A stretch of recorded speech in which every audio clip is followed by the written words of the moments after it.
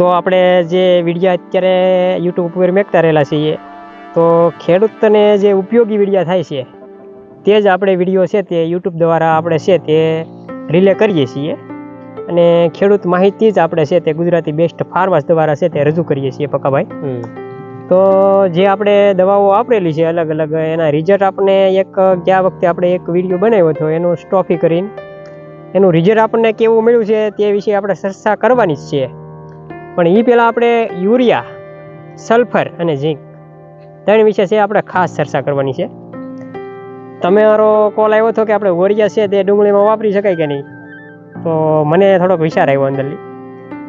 મેં કીધું હવે આ પ્રશ્ન ખેડૂતોના હશે જ તે, યુરિયા નખાય ન નખાય, યુરિયા સાથે શું ભેળવવું ન ભેળવવું, આ રીતના પ્રશ્ન હોય તો આપણે આની ચર્ચા છે તે આપણે કરીએ.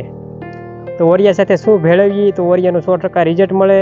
યુરિયા છે તે એમ કહેવાય ને એમોનિયમના એની અંદર જે નાઇટ્રોજન રહેલું છે તે નુકસાન ન કરે.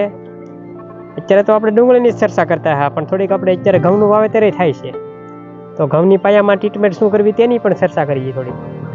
તો આપણે એમ લાગે ખેડૂતો ઘઉં વાવી દે અને પછી એને જ્યારે પાણી મેકવાનું હોય પાણી પાઈ દે, ને પછી જ્યારે બીજું પૂરતી પાણી મેકવાનું થાય ફૂટ લેવા માટે, ત્યારે યુરિયા થેલી માટે ઉડાડી દે અને પછી પાણી પાઈ દે ને ઘઉં પછી કોળ કાઢે.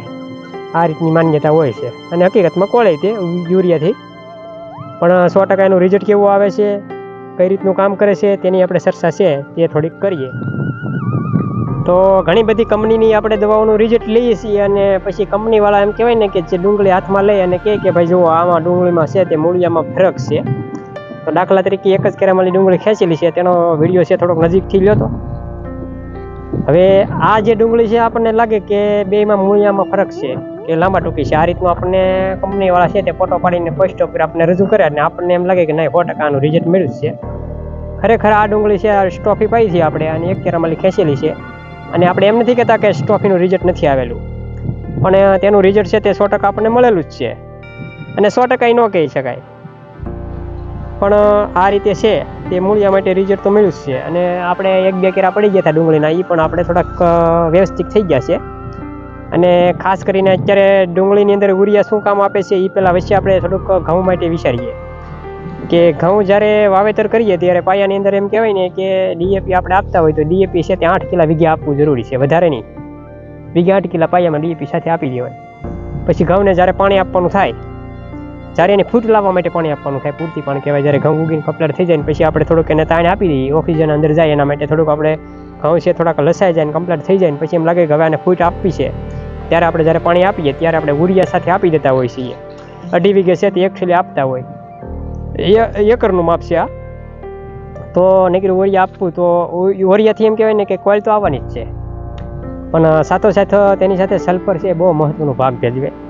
યુરિયા આપી દો, યુરિયાની સાથે સલ્ફર ન આપો તો યુરિયા છે ને તે 50% નહીં પણ 45% યુરિયા છે તે હવાની અંદર છે તે એમ કહેવાય ને કે જે એમોનિયમ ગેસ બની અને ઉડી જતું હોય છે બાષ્પીભવન થઈ, અને અમુક ટકા છે તે મૂળિયાથી નીચે જઈને તળિયે બેસી જતું હોય છે જમીનમાં. તો આ રીતનું યુરિયાનું કામ છે. તો સાથોસાથ જો સલ્ફર તમે વીઘે 1 કિલો કે વીઘે 1.5 કિલો 90% સલ્ફર આવે, તે જમીનજન્ય ફૂગ માટે કામ તો કરે જ છે 100%. પણ એ સલ્ફરનું કામ એવું છે યુરિયા સાથે આપવાથી શું થાય છે કે યુરિયાનું જે એનું નાઇટ્રોજન રહેલું હોય છે ને તે સંપૂર્ણ રીતે છે તે પકડી રાખે.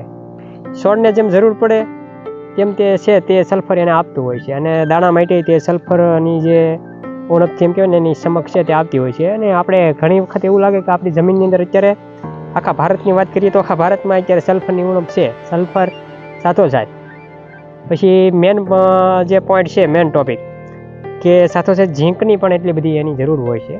ઝીંક જે છે એને જેમ કહેવાય ને કે એને કલરોફિલ લાવવા માટે છોડથી જે યુરિયા નાખો એટલે એની કોઈલ તો કાઢે જ અને આપણને કાળા પી પકડાય, પણ એનું જે કલરોફિલ જે કહેવાય ને એ લાવવા માટે સાથોસાથ ઝીંકની પણ વીઘે 5 કિલો જરૂર પડતી હોય છે. જો આ ત્રણેય વસ્તુ છે તે આપવામાં આવે તો સંપૂર્ણ રીતે એનું ઉત્પાદન છે તે આપણે જે જોવે એ પ્રમાણે આપણે ઘઉંનું લઈ શકીએ. અને ડુંગળીની વાત કરીએ તો ડુંગળીમાં આ રીતનો જ પોઈન્ટ હોય છે કે અત્યારે જે આપણે તાપમાન છે તે નીચું છે, તો હવે સલ્ફરની ભૂમિકા બહુ જરૂરી છે. જોકે યુરિયા આપવું જ જોવે છે, જે લોકોને 45 દિવસની આજુબાજુ ડુંગળી થઈ ગઈ છે અને યુરિયા આપી જ દેવાય એકાદી વાર હજી દેવું હોય તો વીઘે 10 કિલો એટલે કે સાથોસાથ તો 1 થી 1.5 કિલો છે તે આપણે 90% સલ્ફર વાપરીએ તો આપણે રિઝલ્ટ સારા મળે યુરિયાના. અને મૂળિયાનો એમ કહેવાય ને કે જે સંપૂર્ણ રીતે આખી જે મૂળની જે નળી હોય છે બ્લોક મૂળને સાફ કરવાનું કામ સલ્ફર કરે અને એની અંદરલી જે તંતુ મૂળ છે તે ફૂટે. આપણે સાથોસાથ ઘણી વાર અલગ અલગ કહીએ કે ભાઈ આપણે તો અમિતામાં સાફે વાપરેલો છે, કાર્બન ડિઝન મેન્કોજમ વાપરેલું છે, કે પછી આપણે થાયોફિનિક મિથાઇલ 70% વાપરેલું છે, કોપર વાપરેલું છે. આ બધાના કામ અલગ અલગ રહેતા જ હોય છે, પણ સાથોસાથ સલ્ફર દેવું જરૂરી છે.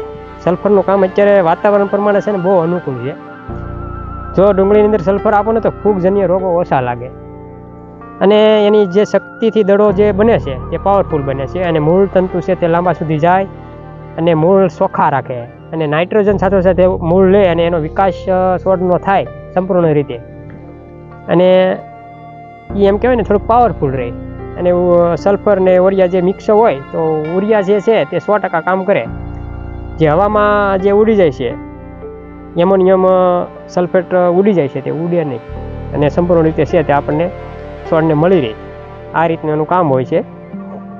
પછી હવે કાલે જે આપણે સ્ટોફી જે ડુંગળીમાં પાયું છે તેની ચર્ચા માટે સાહેબ આવવાના છે, એનો આપણે કાલથી અલગથી એક વિડીયો બનાવીશું.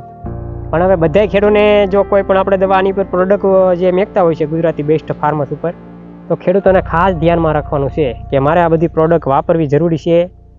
જો કે આપણે મોલાતને અનુકૂળ હોય એ પ્રમાણે જ અત્યારે આપણે ખર્ચા કરવા. જો કે થ્રીપનો એટેક અત્યારે ઓછો થઈ ગયો છે. મારું માનવું એવું છે કે થ્રીપ અત્યારે અમુક ઘેરામાં જ દેખાય છે, જેમાં દવા નથી છંટકાવ કર્યો ને એમાં થ્રીપ દેખાય છે.